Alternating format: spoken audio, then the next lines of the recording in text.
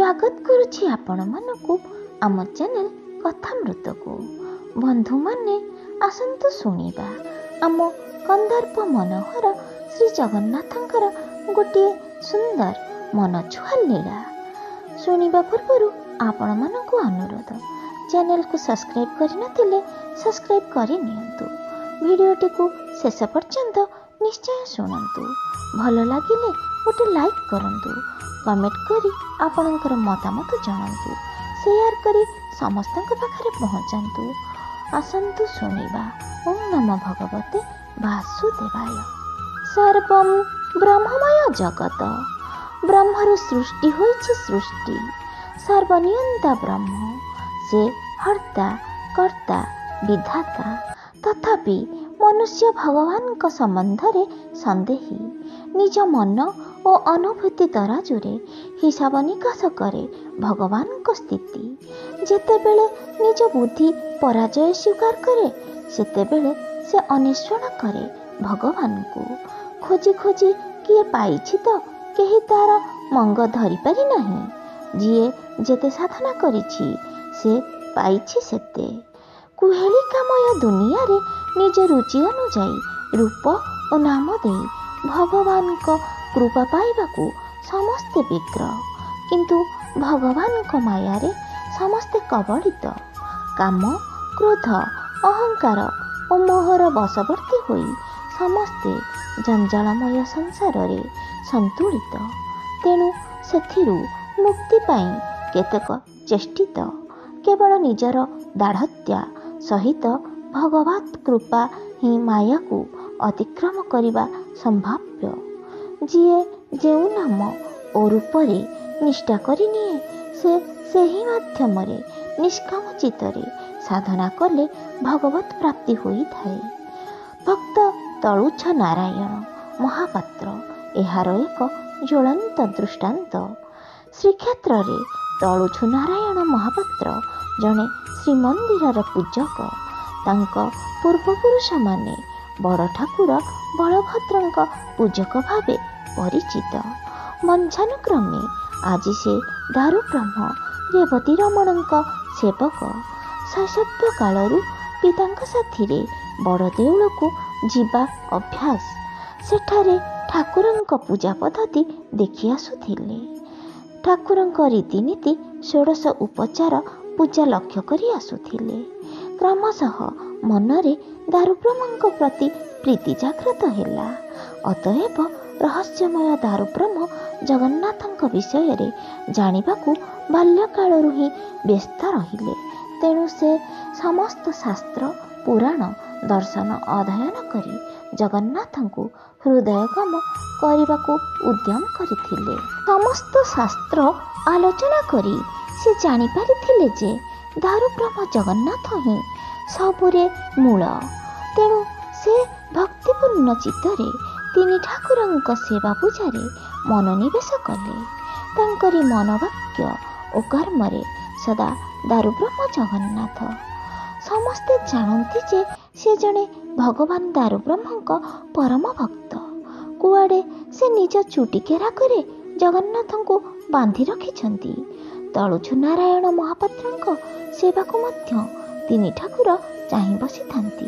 ବାସ୍ତବରେ ତଳୁଛ ନାରାୟଣ ମନ ପ୍ରାଣ ଦେଇ ନିଷ୍ଠାରେ ସେବା କରୁଥିଲେ ଠାକୁରଙ୍କୁ।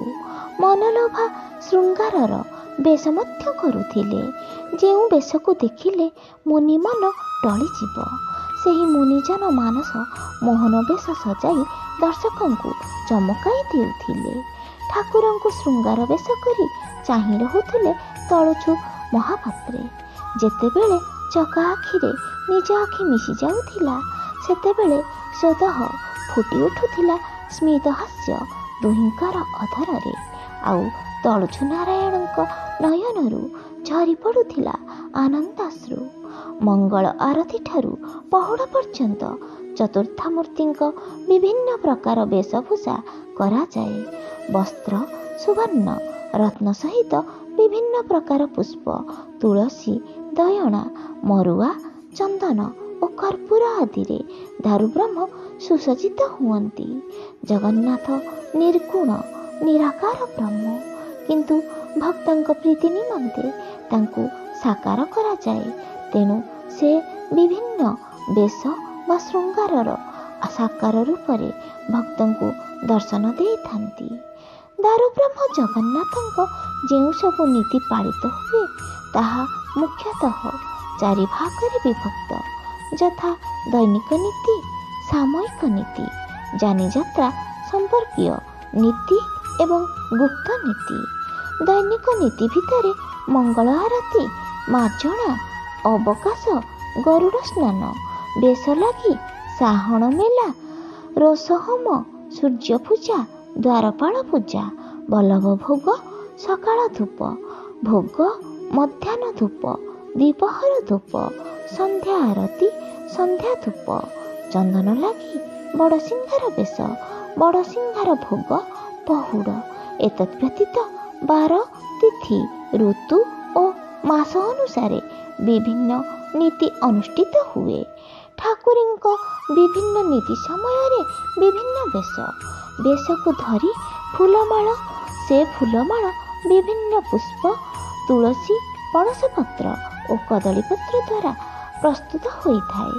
ଭଳିକି ଭଳି ଅଳଙ୍କାର ଓ ମାଳ, ସେହିଗୁଡ଼ିକର ନାମ ମଧ୍ୟ ସ୍ୱତନ୍ତ୍ର, ଯଥା କରପଲ୍ଲବ, କୁଣ୍ଡଳ, ତଡ଼ଗୀ, ଚନ୍ଦ୍ରିକା, ଗଭା, ଅଳକା, ତିଳକ, ଝୁମ୍ପା, ନାକୁଆସି, ଦୟଣା, ଆରମାଳ, ମକର କୁଣ୍ଡଳ, ଶ୍ରୀବୟର ମାଳ, ହୃଦୟ ପଦକ, ମାଳି ପଦକ, କୌସ୍ତୁଭ ପଦକ, ଚୌସରା ମାଳ, ଗୁଣା, ଅଁଳାକୁଳି ମାଳ। ଠାକୁର ପହୁଡ଼ ସମୟରେ ଶୃଙ୍ଗାର ବେଶ ବାହାର କରିଦିଆଯାଏ। ତାପରେ ଠାକୁରଙ୍କ ଶୃଙ୍ଗାର ଫୁଲକୁ କନକ ଦୁର୍ଗାଙ୍କୁ ସମର୍ପିତ ହୁଏ। ସେହି ସମର୍ପିତ ଫୁଲକୁ ପ୍ରଥମେ ଚଳନ୍ତି ବିଷ୍ଣୁ ଠାକୁର ରାଜାଙ୍କୁ ଦିଆଯାଏ। ଆଉ ସେଥିରୁ ବିଶେଷ କରି ମହାରାଣୀ ପାଇଥାନ୍ତି ଠାକୁରଙ୍କ ନାକୁଆସି ମାଳକୁ।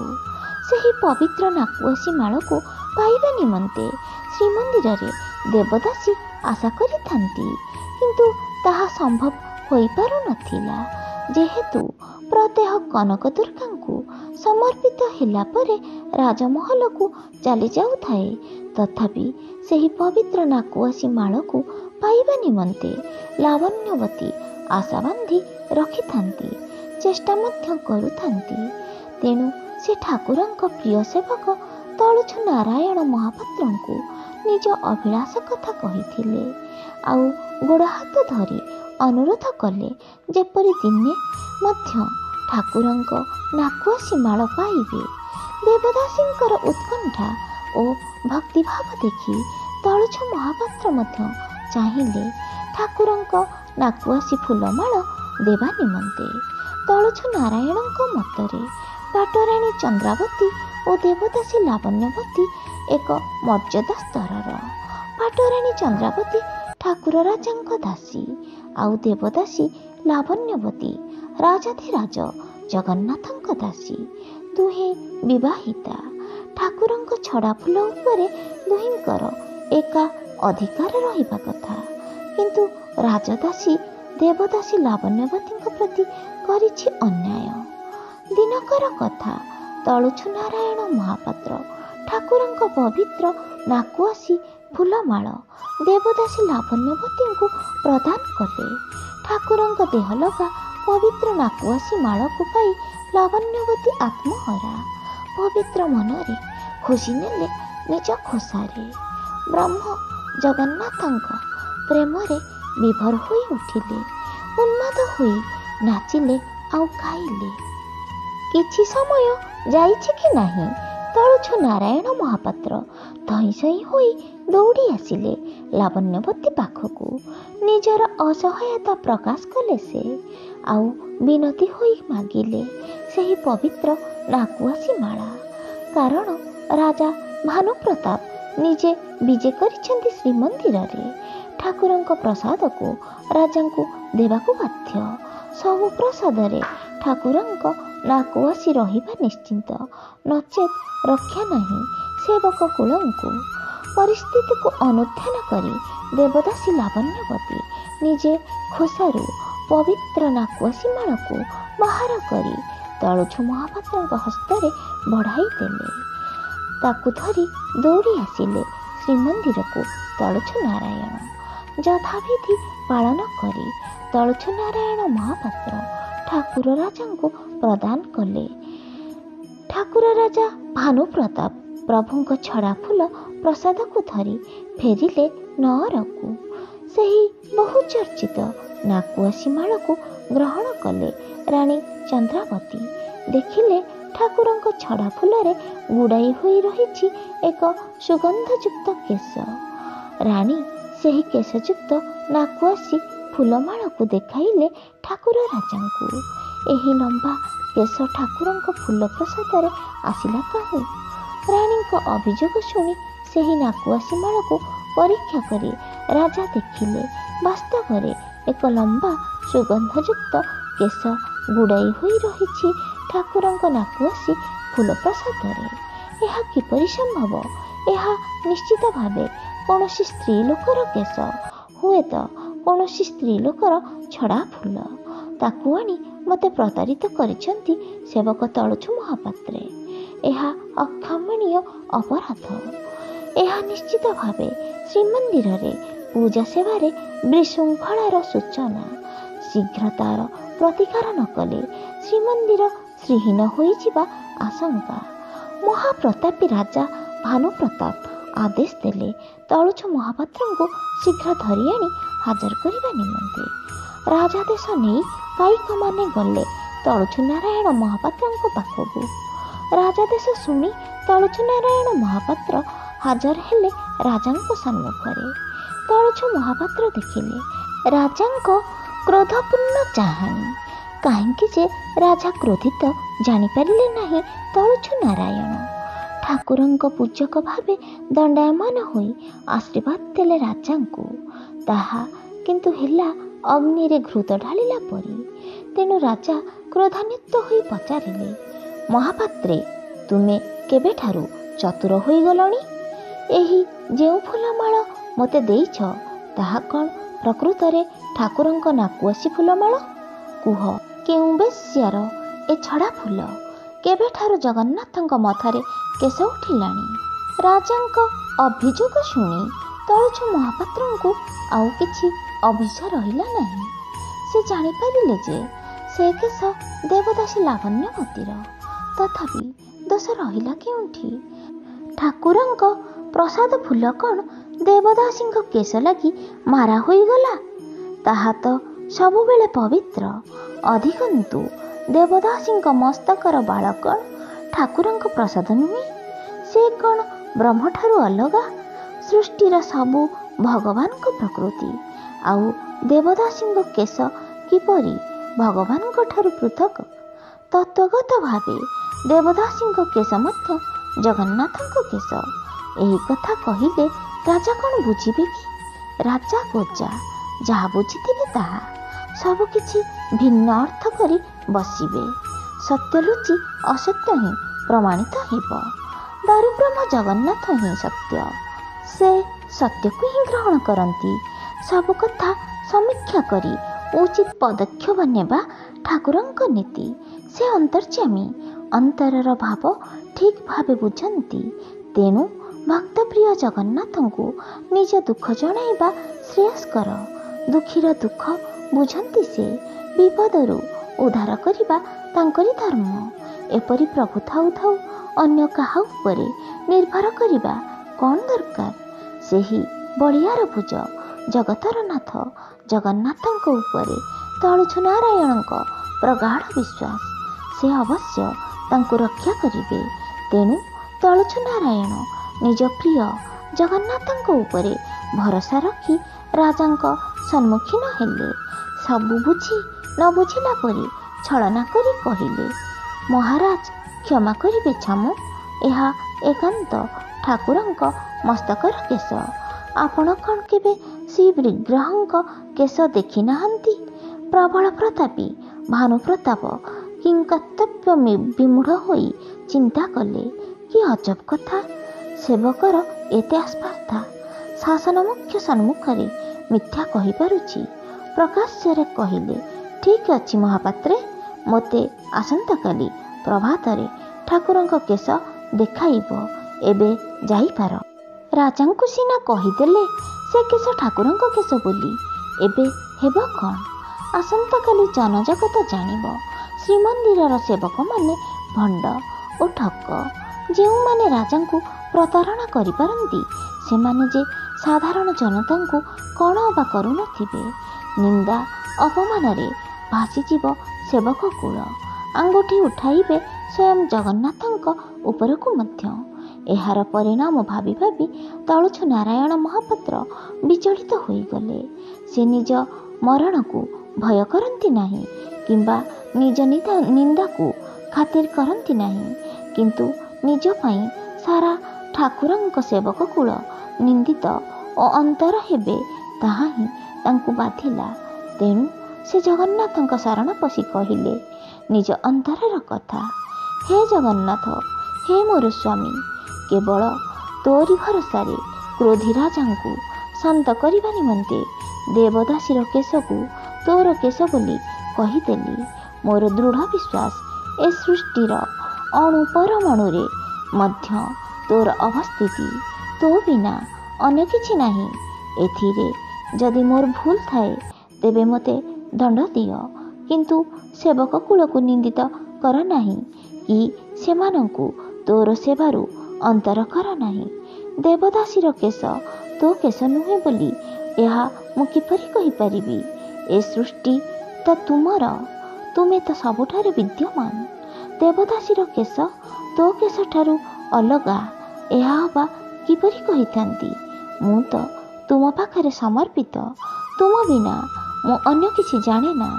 ତୁମେ ଯାହା ଇଚ୍ଛା ତାହା କର, କିନ୍ତୁ ସେବକ କୁଳକୁ ରକ୍ଷା କର। ଭାବି ଭାବି ଶୋଇଯାଇଛନ୍ତି କେତେବେଳେ ତଳଛୁ ମହାପାତ୍ର। ସେ କିନ୍ତୁ ଦେଖିଲେ ଏକ ଦିବ୍ୟ ଜ୍ୟୋତି କୋଠରୀ ସାରା ବିଛୁରିତ ହୋଇ ଆଲୋକିତ। ସେହି ଦିବ୍ୟ ଆଲୋକ ଭିତରେ ଦେଖିଲେ ସ୍ୱୟଂ ମୂର୍ତ୍ତିମନ୍ତ ଜଗନ୍ନାଥଙ୍କୁ। ଆଉ ପ୍ରଭୁ ଜଗନ୍ନାଥ ତଳଛୁ ନାରାୟଣଙ୍କ ମଥାରେ ହାତ ବୁଲାଇ ଆଶ୍ୱାସନା ଦେଇ କହିଲେ, ତଳଛୁ ମହାପାତ୍ରେ, ତୁମେ ମୋର ଅତି ପ୍ରିୟ, ଅତି ନିଜର। ତୁ ଯାହା କହିଦେଇଛୁ ତାହା ଅକ୍ଷରେ ଅକ୍ଷରେ ସତ୍ୟ।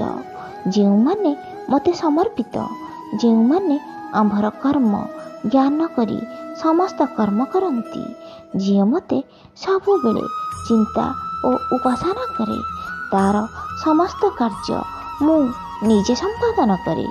ଏଣୁ ତୁମ୍ଭେ ନିର୍ଭୟରେ ରୁହ। ରାଜା ଦେଖୁ ତାର ଭକ୍ତଙ୍କ ପାଇଁ ଜଗନ୍ନାଥ କେମିତି କେଶଭରା ମୋହନ ରୂପ ଧାରଣ କରିଛନ୍ତି। ରାତ୍ର ଶେଷ ହୋଇ ଆସିଲାଣି। ତୁ ଉଠ, ଶ୍ରୀମନ୍ଦିରକୁ ଯା। ଯଥା ପ୍ରଭୁ କହି ତଳୁଛୁ ମହାପାତ୍ର ଉଠି ବସିଗଲେ। ଅନୁଭବ କଲେ କୋଠରୀ ସାରା ଚୁଆ ଚନ୍ଦନ, କର୍ପୂର ଓ ତୁଳସୀର ସୁଗନ୍ଧ। ତେଣୁ ସେ ନିଶ୍ଚିନ୍ତ ହୋଇଗଲେ ଯେ ସେ ଯାହା ସ୍ୱପ୍ନ ବୋଲି ଭାବୁଥିଲେ ତାହା ହିଁ ପ୍ରଭୁ ଇଚ୍ଛା କରିଛନ୍ତି ତାଙ୍କର କେଶଭରା ରୂପଲୀଳା ଦର୍ଶନ କରାଇବା ନିମନ୍ତେ। ତେଣୁ ସେ ରୂପ କଳ୍ପନା କରି ରୋମାଞ୍ଚିତ ହୋଇ ଉଠିଲେ। ସ୍ନାନାଦି ନିତ୍ୟକର୍ମ ଶେଷ କରି ଭଗବାନଙ୍କ ନାମ ଗାନ କରି କରି ଶ୍ରୀମନ୍ଦିରରେ ଉପସ୍ଥିତ ହେଲେ। ତଳଛୁ ନାରାୟଣ ମହାପାତ୍ରେ ଶ୍ରୀମନ୍ଦିରରେ ଉପସ୍ଥିତ ହେବା ପୂର୍ବରୁ ଭିତରଛୁ ମହାପାତ୍ର ଓ ଅନ୍ୟମାନେ ମନ୍ଦିର ଖୋଲିଲା ପରେ ବଡ଼ଛତା ମଠର ବାଦ୍ୟକାରମାନେ ଭଜନ ବୋଲି ଶ୍ରୀଜୀଉଙ୍କର ପହୁଡ଼ ଭାଙ୍ଗିଲେ। ତାପରେ ଭିତରଛୁ ମହାପାତ୍ର ଅଖଣ୍ଡ ମେକାପ, ପ୍ରତିହାରୀ, ମୁଦୁଲି, ପାଳିଆ, ମେକାପ ଆଦି ସେବାୟତଗଣ ଉପସ୍ଥିତିରେ ଜୟ ବିଜୟ ଦ୍ୱାର ଖୋଲିଲେ। ତାପରେ ଭକ୍ତମାନେ ଗୀତ ଗୋବିନ୍ଦ ଗାନ କରି ଠାକୁରଙ୍କ ପ୍ରୀତି ବୃଦ୍ଧି କରୁଥାନ୍ତି। ଏତିକି ବେଳେ ତଳୁଛୁ ମହାପାତ୍ର ଗଲେ ଠାକୁରଙ୍କ ନିକଟକୁ। ସେଠାରେ ଯାହା ସେ ଦେଖିଲେ ନିଜ ଆଖିକୁ ବିଶ୍ୱାସ କରିପାରିଲେ ନାହିଁ। କଳା ମେଘ ସଦୃଶ୍ୟ କେଶ ଲହଡ଼ି ଖେଳୁଛି ଦାରୁବ୍ରହ୍ମଙ୍କ ମସ୍ତକରେ। ମୃଦୁ ମୃଦୁ ସମୀରରେ ଦୋହଲି ଦୋହଲି ବେଳେ ବେଳେ ଶ୍ରୀମୁଖକୁ ଆବୃତ କରି ଦେଉଥାଏ। ରଙ୍ଗାଧରରେ ମୁରୁକି ମୁରୁକି ହସି ପ୍ରୀତି ଭରା ଚକାଚକା ନୟନରେ ଚାହିଁ ରହିଛନ୍ତି। ଭଗବାନଙ୍କ ଅପୂର୍ବ ରୂପ ଦର୍ଶନରେ ତଳୁଛୁ ମହାପାତ୍ର ନିଜକୁ ଆୟତ କରିପାରିଲେ ନାହିଁ। ଆବେଗ ଭରା ହୃଦୟରେ ଅଶ୍ରୁଝରା ଟଳମଳ ନୟନରେ କହିଲେ, ପ୍ରଭୁ ତୁମେ କେତେ ଉଦାର, କେତେ ଭଲ। ମୋ ପାଇଁ କେଶ ଭରା ରୂପ ନେଇ ଆବିର୍ଭୂତ ହେଲ। ଯେପରି ଦିନେ ସ୍ତମ୍ଭରୁ ଆବିର୍ଭୂତ ହୋଇଥିଲ ନୃସିଂହ ରୂପରେ। ସତରେ ତୁମେ କ'ଣ କରିପାର? ତଥାପି ମନୁଷ୍ୟ ସମାଜ ସନ୍ଦେହୀ ତୁମର ଏକ ସୁନ୍ଦର ଚିକଣ କେଶକୁ ଦେଖି ରାଜାରାଣୀ ବାତୁଳ ହୋଇଯାଉଥିଲେ। ଏବେ ଆମ ପରି ମନୁଷ୍ୟ ସମାଜ କ'ଣ ଏ ସୁଷମା ଭରା କେଶ ରୂପକୁ ଦେଖି ଲୋଭ ସମ୍ଭାଳି ପାରିବୁ? ଏହା କେବେ ସମ୍ଭବ ନୁହେଁ ପ୍ରଭୁ। ତେଣୁ ମୋର ଅନୁରୋଧ, ଏ କେଶ ଠାକୁର ରାଜା ଭାନୁ ପ୍ରତାପ ଦର୍ଶନ କଲା ପରେ, ରାଜାଙ୍କ ଭ୍ରମ ଦୂର ହେଲା ପରେ ଉଭେଇ ଯାଉ। ଯଦି ଏ କେଶ ନେଇ ସବୁଦିନେ ରହିବେ, ତେବେ ସ୍ୱାର୍ଥପର ମନୁଷ୍ୟ ତୁମକୁ ହଇରାଣ କରିଦେବେ। ତୁମର ସିନା କିଛି ହେବ ନାହିଁ, ତୁମ ଅନ୍ତରଙ୍ଗମାନଙ୍କୁ ହିଁ ଦୁଃଖ ଦେବ। ବିଶେଷ କରି ରଥଯାତ୍ରା ପହଣ୍ଡି ବିଜେ ସମୟରେ ତୁମର ଏ ଲୋଭନୀୟ କେଶ କିଏ ରଖିବ? ବାଳ ଟାଣି ଟାଣି ତୁମ ମଥା ରକ୍ତାକ୍ତ କରିଦେବେ। ଏଣୁ ଅନୁରୋଧ, ଏ କେଶ ରାଜାଙ୍କ ଦର୍ଶନ ପରେ ଉଭେଇ ଯାଉ। ବୀରାଧିବୀର ଶ୍ରୀ ଶ୍ରୀ ଗୌଡ଼େଶ୍ୱର ନବକୋଟି କର୍ଣ୍ଣାଟକଳବର୍ଗେଶ୍ୱର ଗଜପତି ମହାରାଜା ଭାନୁପ୍ରତାପ ସଦଳ ବଳେ ଶ୍ରୀମନ୍ଦିରରେ ବିଜେ କଲେ। ସିଦ୍ଧାନ୍ତ କରି ଆସିଛନ୍ତି, ଆଜି ହିଁ ଶ୍ରୀମନ୍ଦିରର ପରିଚାଳନାକୁ ଶୃଙ୍ଖଳିତ କରି ଫେରିବେ। ଏହି ଠକ ଭଣ୍ଡ ପଣ୍ଡା ପଡ଼ିହାରୀ ପରିଚ୍ଛା ଆଦି ସମସ୍ତ ସେବାୟତମାନଙ୍କୁ ଅନ୍ତର କରିଦେବେ। ବିଶେଷ କରି ତଳୁଛୁ ମହାପାତ୍ରଙ୍କୁ ସର୍ବସାଧାରଣ ସମ୍ମୁଖରେ ଲଜ୍ଜିତ କରି କଠୋର ଦଣ୍ଡ ଦେବେ। ରାଜା ରାଜକୀୟ ଠାଣିରେ ପାହାଚ ପହରେ ପାହାଚ ଚଢ଼ି 22 ପାହାଚ ଅତିକ୍ରମ କରି ପହଞ୍ଚିଗଲେ ଶ୍ରୀମନ୍ଦିର ଭିତରେ। ଜଗମୋହନ ଭିତରକୁ ଯାଉ ଯାଉ ଦେଖିଲେ ଠାକୁରଙ୍କ ଅଦ୍ଭୁତ ରୂପ। ଦାରୁବ୍ରହ୍ମଙ୍କ ମସ୍ତକରୁ ଖସି ଆସୁଛି କୁସୁମ ବିମଣ୍ଡିତ କଳା ଭଅଁର କେଶରାଶି। ଆଖି ଖୁସି ହୋଇଗଲା। ଠାକୁରଙ୍କ ଲୋଭନୀୟ ରୂପ ଦେଖୁ ଦେଖୁ ଦେଖିବାକୁ ଇଚ୍ଛା ହେଉଥାଏ। ଠାକୁରଙ୍କ ଅଭିନବ ରୂପକୁ ଦେଖି ଚିନ୍ତା କରିବାକୁ ଲାଗିଲେ, ଏହା କିପରି ସମ୍ଭବ? ମନରେ ସନ୍ଦେହ, ଅବିଶ୍ୱାସ କଲେ ଜଗନ୍ନାଥଙ୍କ କେଶଭରା ରୂପକୁ। ସତରେ କ'ଣ ଏ ବାଳ ଦାରୁବ୍ରହ୍ମଙ୍କର? ଦାରୁ ମୂର୍ତ୍ତିରେ ମନୁଷ୍ୟଙ୍କ ପରି କେଶ କ'ଣ ସମ୍ଭବ? ନା, ଏହା କେବେ ହୋଇ ନପାରେ। ନା, ଏହା କେବେ ହୋଇ ନପାରେ। ଏସବୁ ପ୍ରତାରକମାନଙ୍କର ପ୍ରତାରଣା। ଧୂର୍ତ୍ତ ସେବକମାନଙ୍କର ଏହା ଏକ କୌଶଳ। ନିଜର ସ୍ୱାର୍ଥ ପାଇଁ ଏମାନେ ଭଗବାନଙ୍କୁ ବେପାର କରିପାରନ୍ତି। ରାତ୍ର ମଧ୍ୟରେ କେଉଁଠୁ ମଲା ମଣିଷର କେଶ ଆଣି ହଠାତ୍ ଦ୍ୱାରା ମହାପ୍ରଭୁଙ୍କ ମସ୍ତକରେ ସଂଯୋଗ କରିବା ଧୂର୍ତ୍ତ ସେବକଙ୍କ ପକ୍ଷରେ ଅସମ୍ଭବ ନୁହେଁ। ଅତଏବ ପରୀକ୍ଷା ଅପରିହାର୍ଯ୍ୟ। ମହାରାଜା ପ୍ରତାପୀ ଭାନୁ ପ୍ରତାପ ରାଜକୀୟ ଛଟାରେ ଆଗେଇ ଗଲେ ଦାରୁବ୍ରହ୍ମ ଜଗନ୍ନାଥଙ୍କ ସମୀପକୁ। ରତ୍ନସିଂହାସନ ଉପରେ ଆରୋହଣ କରି ଭଗବାନଙ୍କର ମସ୍ତକର କେଶ ମୁଠାଏ ଧରିଲେ, ଆଉ ଜୋରରେ ଟାଣିଲେ। ଦେଖାଗଲା କେଶ ଉଠି ଆସୁନାହିଁ କି ଛିଣ୍ଡୁ ନାହିଁ। ନିଜର ସମସ୍ତ ବଳ ପ୍ରୟୋଗ କରି ରାଜା ନିସ୍ତେଜ। କିନ୍ତୁ ଦେଖିଲେ ଆଉ ଏକ ଅଦ୍ଭୁତ ଦୃଶ୍ୟ। ପ୍ରଭୁଙ୍କ ମସ୍ତକରୁ ଧାର ଧାର ହୋଇ ରକ୍ତ ବହି ଆସୁଛି। ସ୍ତମ୍ଭୀଭୂତ ହୋଇଗଲେ ରାଜା ଭାନୁପ୍ରତାପ। ଭୟ ପାଇଗଲେ ମଧ୍ୟ ମନରେ। ଚେତା ପଶିଲା ମଥାରେ।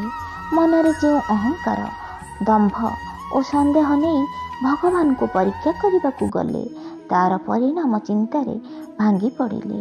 ମନେ ପଡ଼ିଗଲା ଦୁର୍ବାସାଙ୍କ ଦଶା। ବିଚଳିତ ହୋଇଗଲେ ସେ। ନିରୁପାୟ ହୋଇ ତଳୁଛୁ ମହାପାତ୍ରଙ୍କ ପାଦ ତଳେ ପଡ଼ିଗଲେ। ପାଦ ଯୁଗଳକୁ ଧରି କେବଳ କାନ୍ଦି ଉଠି ବିକଳରେ କହିଲେ, ମୋତେ କ୍ଷମା କରନ୍ତୁ ମହାପାତ୍ରେ, ମୋତେ କ୍ଷମା କରନ୍ତୁ। ମୋ ଅପରାଧ ମାର୍ଜନା କରନ୍ତୁ। ମୁଁ ମୂର୍ଖ, ଅହଙ୍କାରୀ ଯୋଗୁଁ ଆପଣଙ୍କୁ ଚିହ୍ନି ପାରିଲି ନାହିଁ। ଶେଷକୁ ସର୍ବଶକ୍ତିମାନ ଜଗନ୍ନାଥଙ୍କୁ ପରୀକ୍ଷା କରିବାକୁ ବୃଥା ସ୍ପର୍ଦ୍ଧା କଲି। ପ୍ରଭୁଙ୍କ ଲୀଳା ବୁଝିପାରିଲି ନାହିଁ। ମୋତେ କ୍ଷମା କରନ୍ତୁ, ମୋ ଦୋଷ ମାର୍ଜନା କରନ୍ତୁ।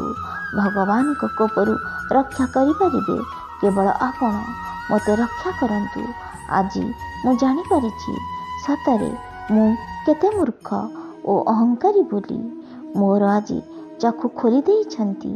ଦାରୁବ୍ରହ୍ମ ଜଗନ୍ନାଥ ନିମ ଦାରୁ ନୁହେଁ, ସେ ରକ୍ତ ମାଂସଧାରୀ ଜୀବନ୍ତ ଜଗନ୍ନାଥ।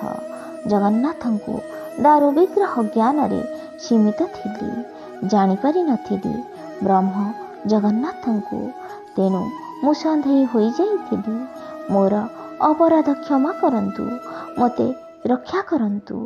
ତଳୁଛୁ ମହାପାତ୍ରେ ରାଜାଙ୍କୁ କୋଳାଗ୍ରତ କରି ପ୍ରଭୁଙ୍କୁ ଚାହିଁ କାନ୍ଦି କାନ୍ଦି କହିଲେ, ହେ ଠାକୁର ରାଜା, ଏସବୁ ସେ ଲୀଳାମୟ ଜଗନ୍ନାଥଙ୍କ ଲୀଳା। ଆପଣଙ୍କ କିଛି ଦୋଷ ନାହିଁ। କେଶ ଭରା ବେଶରେ ଛାମୁକୁ ଦର୍ଶନ ଦେବା ପାଇଁ ଜଗନ୍ନାଥ ମହାପ୍ରଭୁ କେତେ ଯେ ଉତ୍କଣ୍ଠିତ ଥିଲେ କେବଳ ମୁଁ ଜାଣେ। ଆପଣ ପରା ଠାକୁରଙ୍କ ଅତି ପ୍ରିୟ। ଆପଣଙ୍କ ଉପରେ ଶ୍ରୀଜୀଉ କ'ଣ ରାଗିପାରନ୍ତି? ସତରେ ସେ ଆପଣଙ୍କୁ ବେଶୀ ଭଲ ପାଆନ୍ତି। ତେଣୁ ତ ଏ ଲୀଳା। ଉଠନ୍ତୁ, ଦେଖନ୍ତୁ ସେ କେଶ ଭରା ଜଗନ୍ନାଥଙ୍କ ଅଭିନବ ରୂପ। ଏହିପରି କେଶ ଥିଲା ବୃନ୍ଦାବନ ଲୀଳା ସମୟରେ।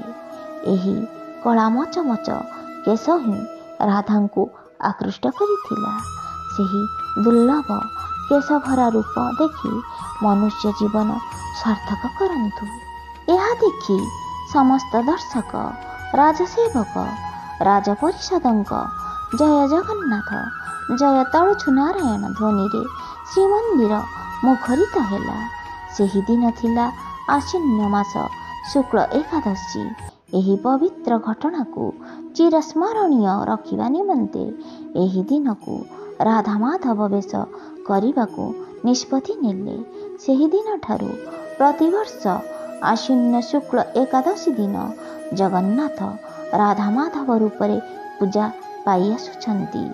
ବନ୍ଧୁମାନେ, ଭିଡ଼ିଓଟି ଭଲ ଲାଗୁଥିଲେ କମେଣ୍ଟ ବକ୍ସରେ ଲେଖି ଆପଣଙ୍କ ମତାମତ ନିଶ୍ଚୟ ଦିଅନ୍ତୁ। ରହୁଛି, ନମସ୍କାର, ରାଧେ ରାଧେ, ଜୟ ଜଗନ୍ନାଥ।